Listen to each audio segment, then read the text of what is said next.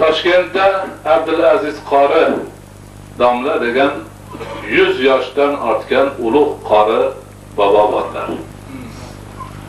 U kishi o'sha Qur'onni kichkinaliklarida yodlaganlar 12-13 yoshlaridan beri hozirgacha hech qanday tanaffussiz har yili Qur'onni xatm qilib kelayotgan qori. Taxminan 90 yil orasi uzilmasdan xatm qilgan kishi hisoblanadilar. Shogirdlari ham ko'p. Dushanba kuni kechasi mashina kelib to'xtovdi, chiqsak orqasiga yotib olgan holda ketdilar.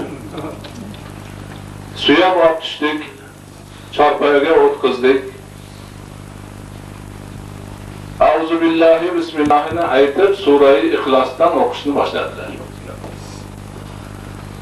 Keyingi 2 surani ham o'qib turib, keyin xatmi sag'ir qildilar. Undan keyin bag'ishlab duo qilib yig'ladilar. Orqasidan aytdilarki, men o'zim bir ko'nglimga tushib Qur'onni xatm qilayotgan edim. Sura-i Ixlosga kelganimda ko'chadan odamlar chaqirib kelib qoldi. Qiroatni to'xtatib ular bilan mashg'ul bo'ldim. Ularni kuzatib endi xatm qilib qo'yay desam yana boshqasi keldi. Shu tarzda bir necha marta takror bo'ldi. Oxiri bir odam kirib taqsirimni vafotlarini aytganidan keyin men xatmni u kishini uyda qilaman deb keldi. Bu ajoyib bir holat meni umrimda endi bir marta bo'ldi.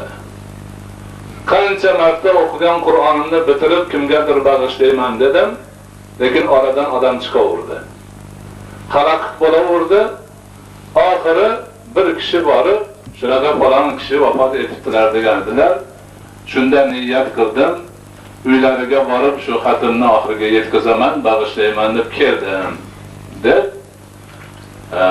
bizga mana shu hikoyani, qissani qilib berdilar. Keyin ulug' yoshdagi kishi bir duosini olaylik degan maqsadda Muhammad Aminjon ba'zi bir hadiyalar chopon bergan edilar. Choponni o'sha mashinaning ichidan qaytarib olishni talab qildilar. Qaytarib bizga berib, menga chopon kerak emas yoki pul kerak emas, Hazratni eski do'ppilaridan bitta beringlar deb biz kechasida shuni izlab chiqib olib topib berdik, duoni qilib qaytib ketdilar. Mana bu yurtimizdagi eng katta yoshdagi qori domlalarimizni qilgan himmatlari biz barcha qorilarimizga, jumladan Abdulaziz qori hoji og'amizga chin qalbimizdan mana shu padari buzurgvorimizga bag'ishlab Qur'on o'qiganlari uchun, xatm qilganlari uchun tashakkurlarimizni izhor qilamiz. Xalq o'zini sevgan olimiga